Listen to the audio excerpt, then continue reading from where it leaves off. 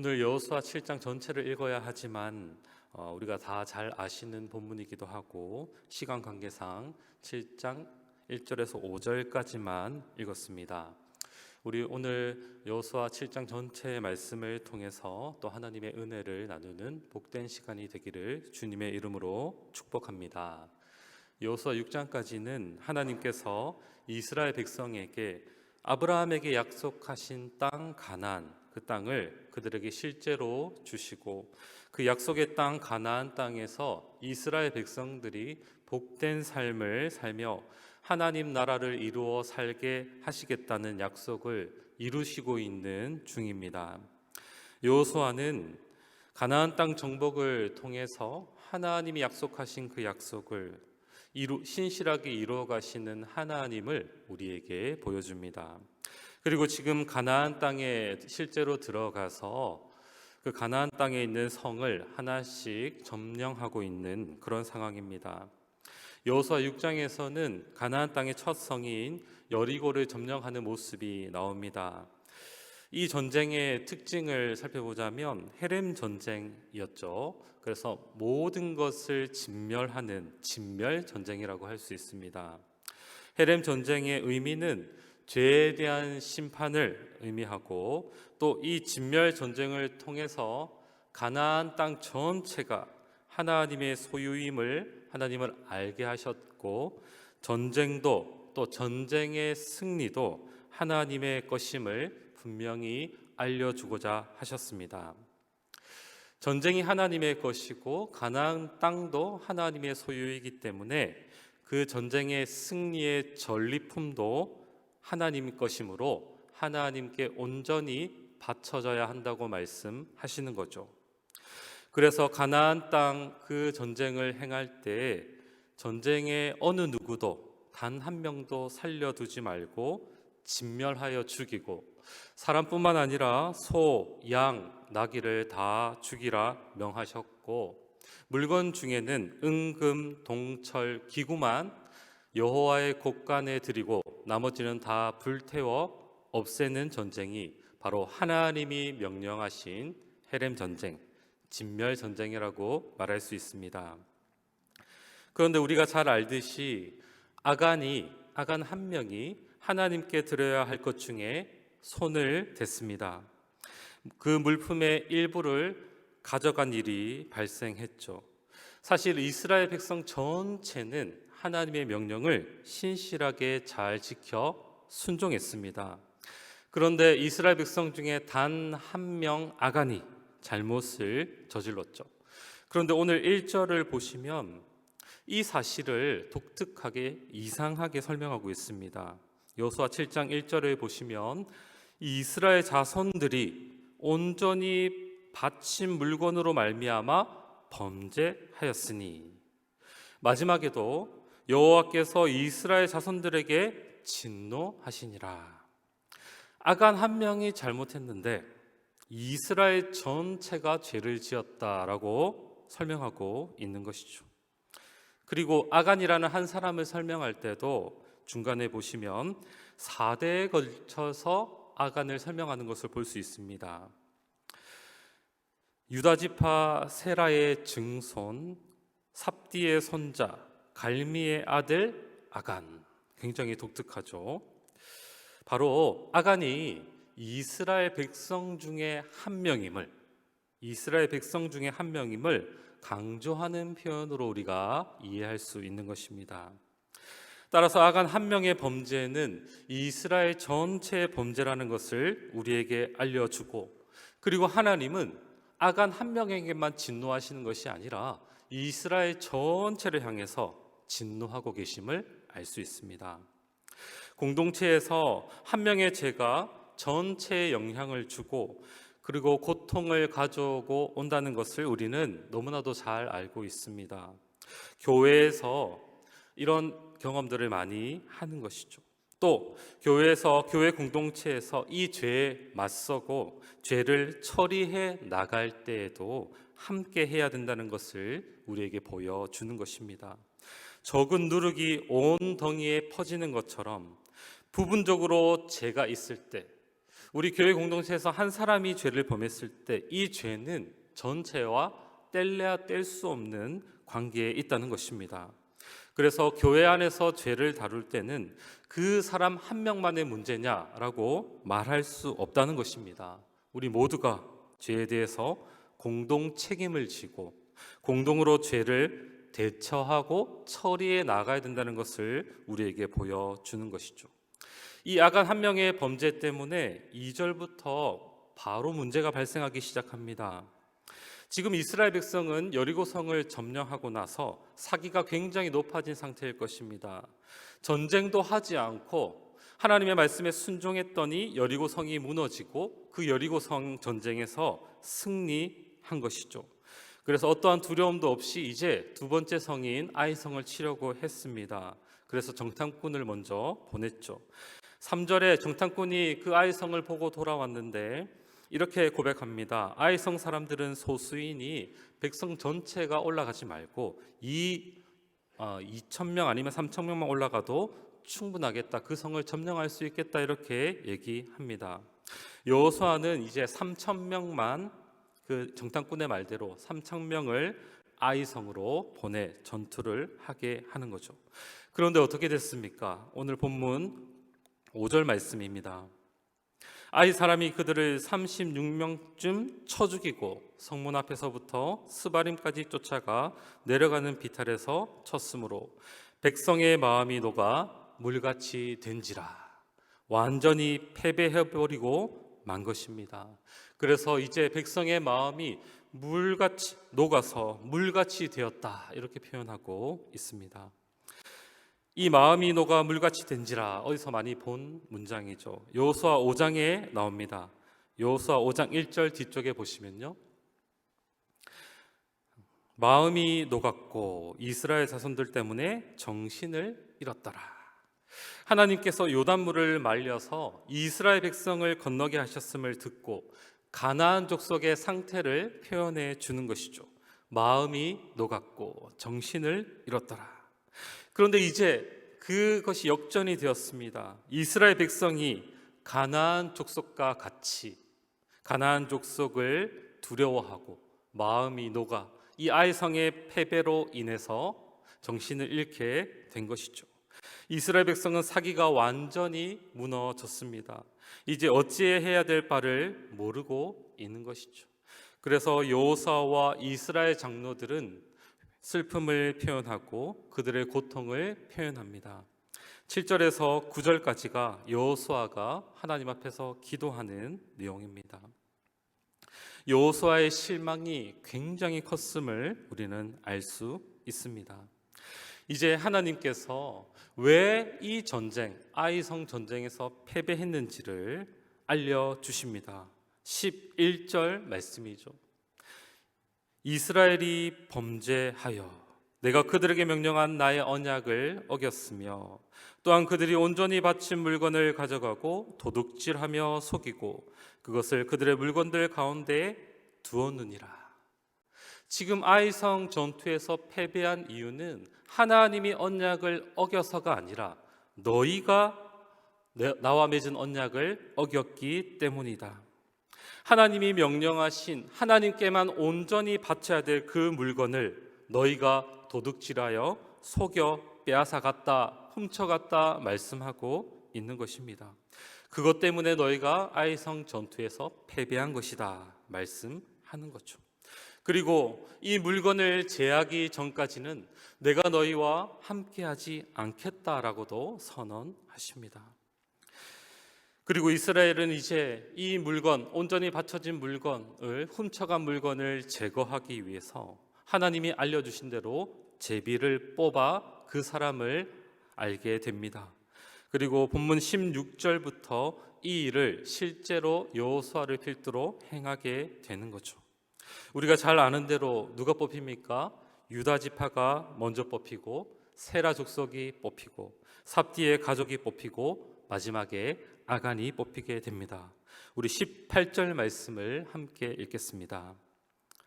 삽디의 가족 각 남자를 가까이 나오게 하였더니 유다 지파 세라의 증손이요 삽디의 손자요 갈미의 아들인 아간이 뽑혔더라. 아멘. 사실 아간은 죄를 고백할 기회들이 너무너무 많았습니다. 아의 성에 패배했을 때도 양심상 꺼림칙했을 것이고, 또 여호수아와 장로들이 백성들이 회개할 때도, 그리고 제비 뽑기를 하나님이 명령하셨을 때도, 실제로 제비를 뽑을 때도 자신은 끝끝내 죄를 말 안 하고 품고 있는 것이죠. 그리고 결국 유다 지파가 뽑힐 때도 점점점 자신을 향해 다가오고 있는데도 그는 자신의 죄를 고백하지 않습니다. 세라 족속이 뽑힐 때도, 심지어 삽디의 가족이 뽑힐 때도 자신의 죄를 말하지 않는 것이죠. 드디어 아간이 자신이 뽑혔을 때 말하기 시작합니다. 21절에 이 아간의 고백입니다. 내가 노력한 물건 중에 시날산의 아름다운 외투 한 벌과 은 200세겔과 그 무게가 50세겔 되는 금덩이 하나를 보고 탐내어 가졌나이다. 보소서, 이제 그 물건들을 내 장막 가운데 땅속에 감추었는데 은은 그 밑에 있나이다 하더라. 아멘. 훔친 물건은 세 가지 정도가 되는 것이죠. 시날산 아름다운 외투 한 벌, 은 200세겔, 50세겔 되는 금덩이 하나, 세 개를 훔친 것이죠.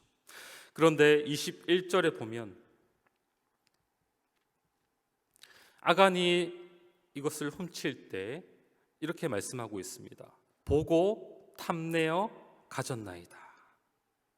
보고 탐내어 가졌나이다. 이 표현도 어디서 많이 본 표현이죠. 창세기 3장 6절에 하와의 죄를 표현할 때 이렇게 말합니다. 여자가 그 나무를 본즉 탐스럽기도 한 나무인지라 여자가 그 열매를 따먹고, 하와가 하나님을 대적하여 불순종할 때의 모습과 지금 아간이 범죄할 때의 모습과 똑같은 표현을 사용하는 것입니다. 아간의 범죄가 마치 하와의 범죄와 같다는 것을 우리에게 보여주고 있는 것이죠. 그리고 여호수아는 이 죄를, 아간의 범죄를 처리하기 시작합니다. 아간과 아간에 속한 모든 것을 가지고 골짜기로 가서 돌로 치고 모든 것을 불사르는 일을 합니다. 오늘 본문 24절, 25절을 함께 읽겠습니다. 여호수아가 이스라엘 모든 사람과 더불어 세라의 아들 아간을 잡고 그 은과 그 외투와 그 금덩이와 그의 아들들과 그의 딸들과 그의 소들과 그의 나귀들과 그의 양들과 그의 장막과 그에게 속한 모든 것을 이끌고 아골 골짜기로 가서 여호수아가 이르되 네가 어찌하여 우리를 괴롭게 하였느냐? 여호와께서 오늘 너를 괴롭게 하시리라 하니 온 이스라엘이 그를 돌로 치고 물건들도 돌로 치고 불사르고. 아멘. 온 이스라엘이 전체가 아간과 그에게 속한 아들들과 딸들 그리고 모든 소유들을 돌로 치는 장면입니다. 이렇게 이스라엘 온 족속이 돌로 침으로 이스라엘 중에서 죄를 처리하고 악을 제거하고 있는 것입니다. 여러분, 죽는 아간뿐만 아니라 아간에 속한 가족들까지 다 죽임을 당한 것입니다. 돌로 치는 이스라엘 백성들의 심정이 어땠겠습니까? 함께 살아갔던 같은 족속인 그 아간에 속한 모든 가족들을 다 죽여야 되는 그런 상황이죠. 마음이 굉장히 좋지 않았을 것입니다. 그런데 공동 책임을 지기 위해서, 죄에 대해서 처리하기 위해서 돌로 치고 있는 것이죠. 돌로 친다는 것은 하나님의 율법에 보면 가장 큰 죄에 대해서만 돌로 하나님이 치게 합니다. 이것은 죄에 대한 심판을 가리키는 것이죠.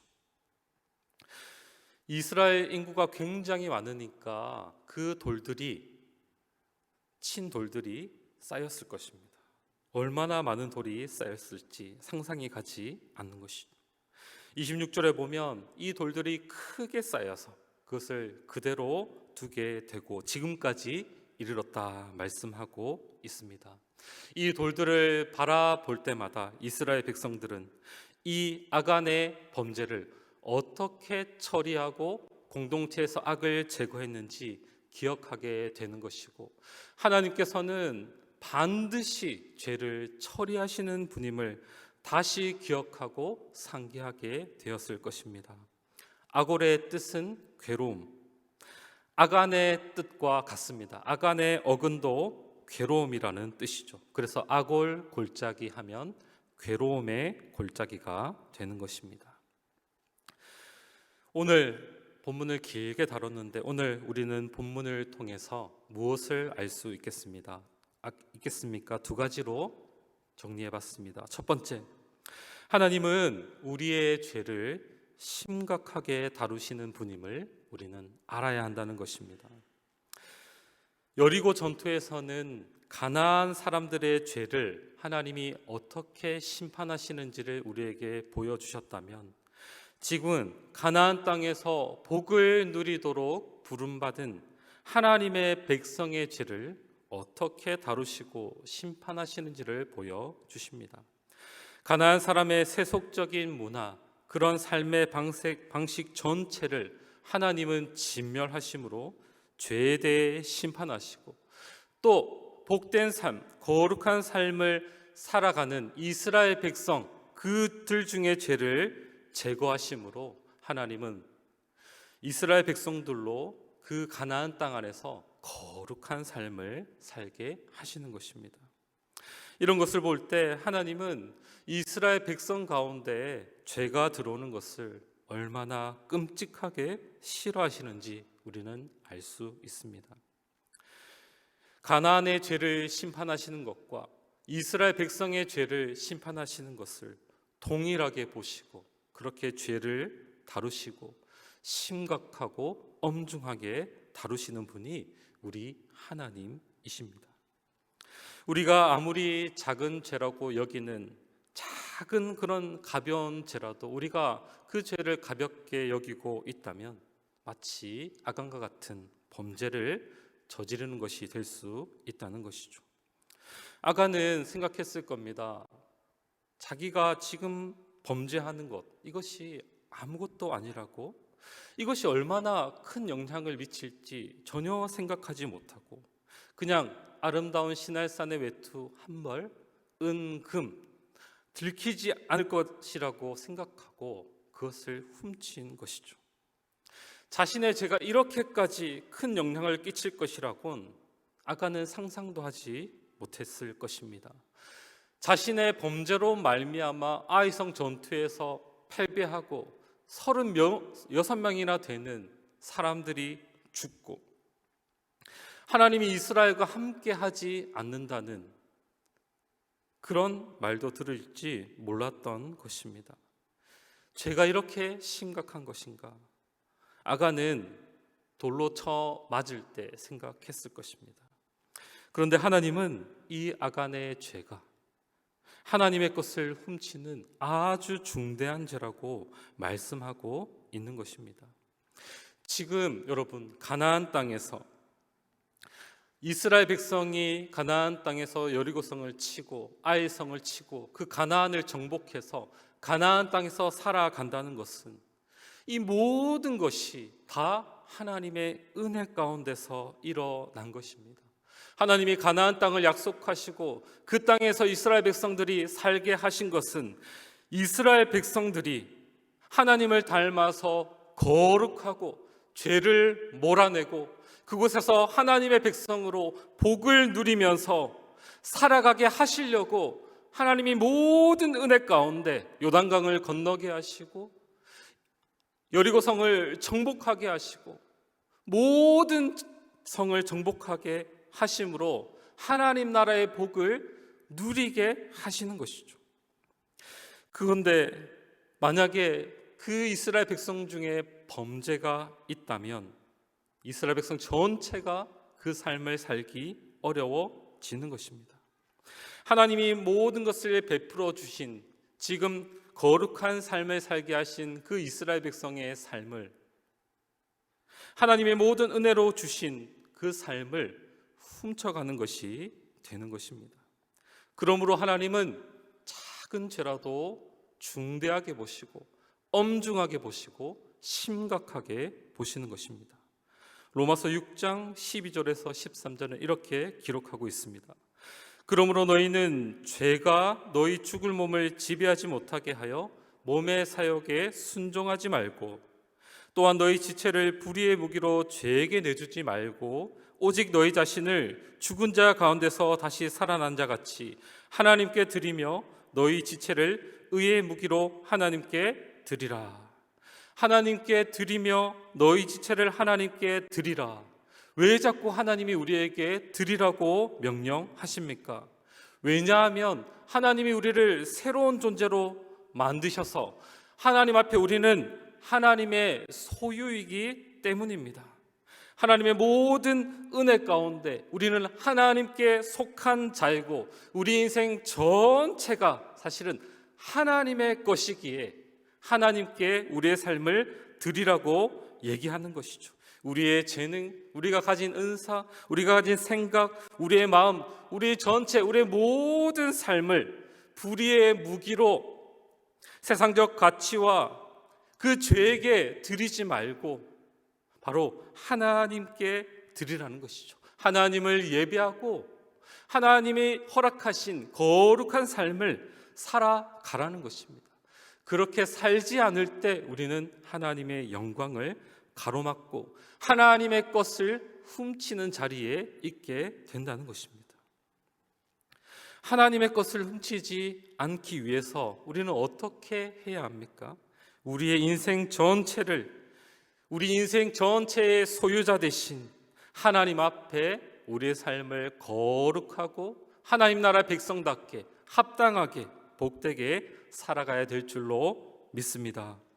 사랑하는 여러분, 우리의 인생 전체가 하나님의 은혜로 된 것이며 하나님의 소유임을 여러분은 고백하고 있습니까?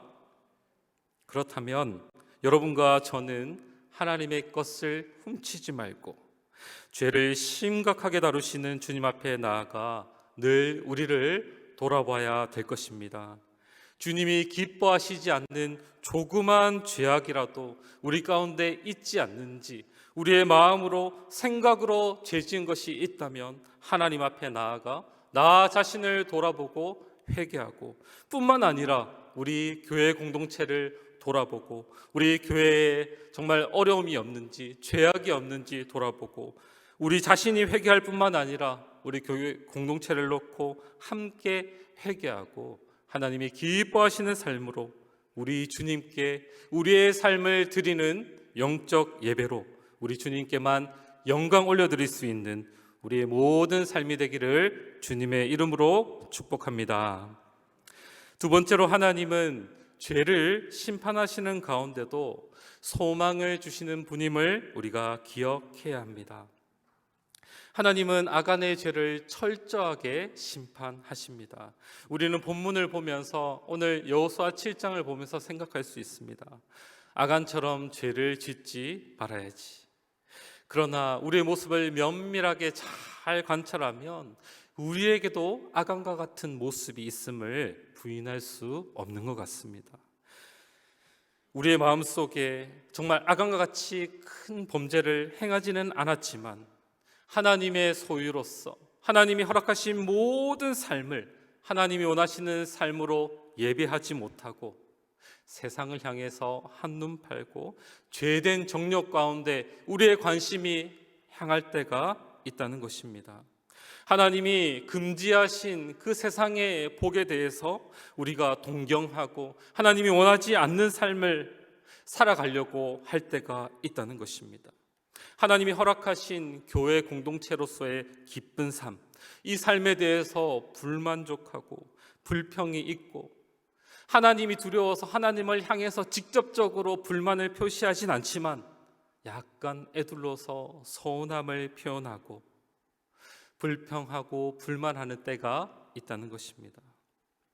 사실 우리가 정말 아간의 범죄로부터 자유로운가 이렇게 질문하면 사실 정직하게 대답하면 그렇지 않은 것이죠.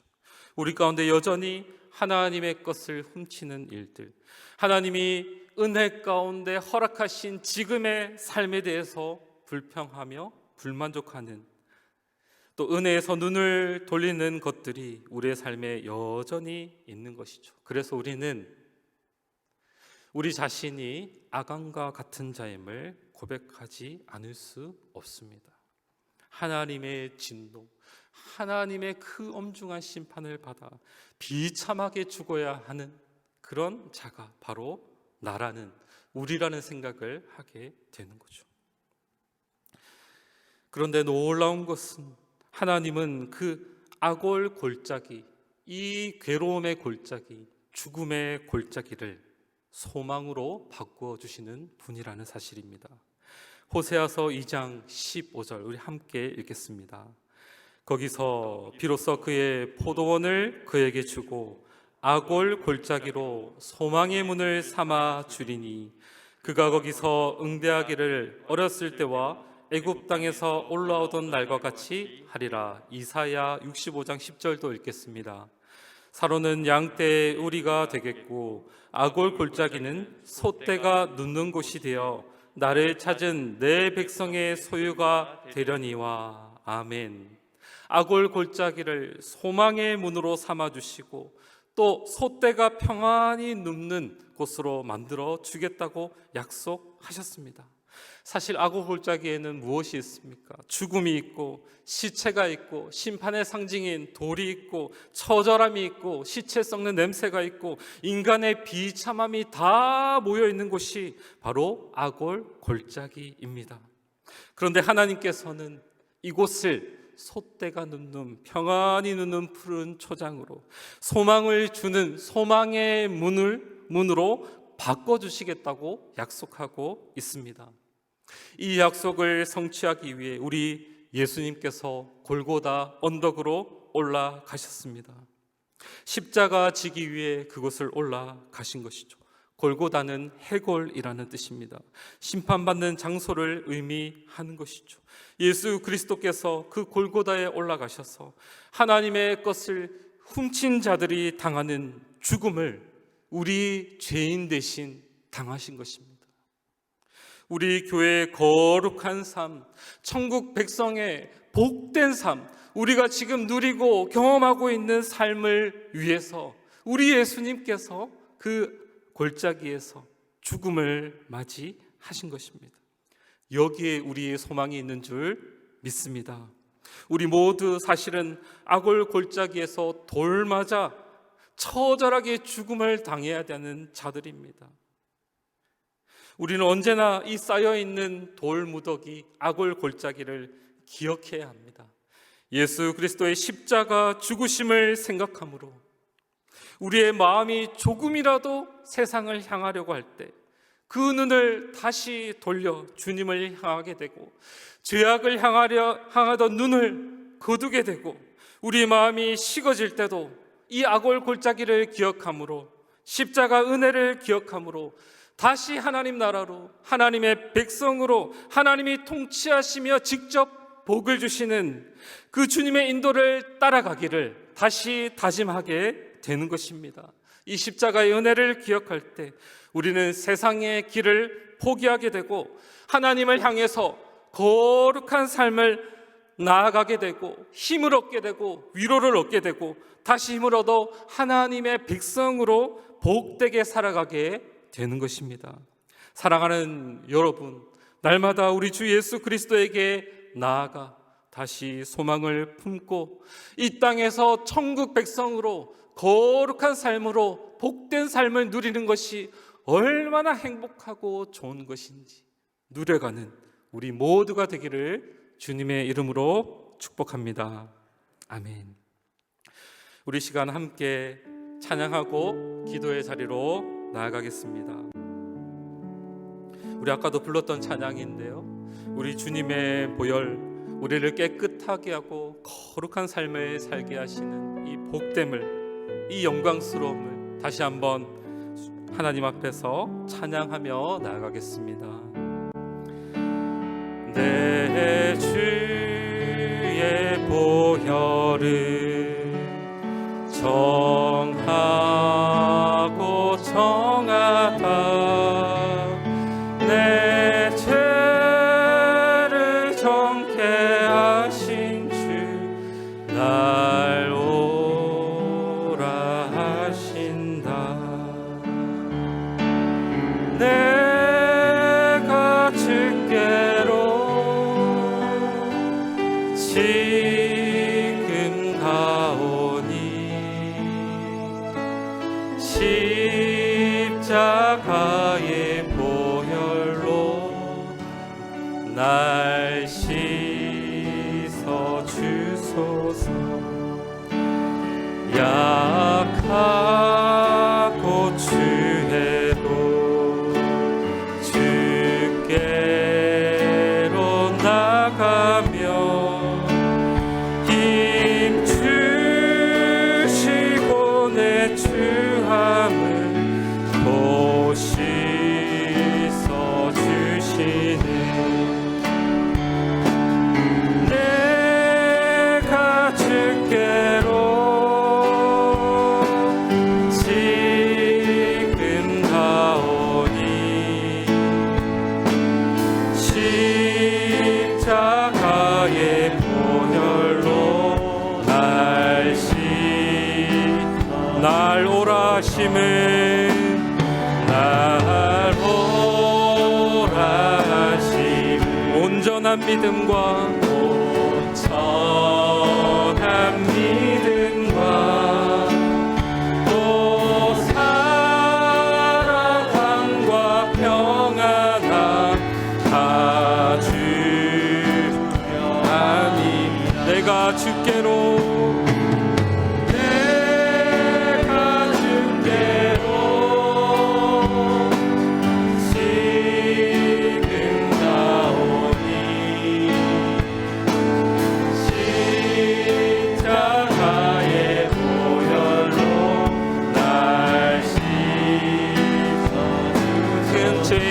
받아 큰 죄인 복받아 살 길을 얻었네. 한없이 넓고 큰 은혜 베푼 내가 주께로 지금 가오니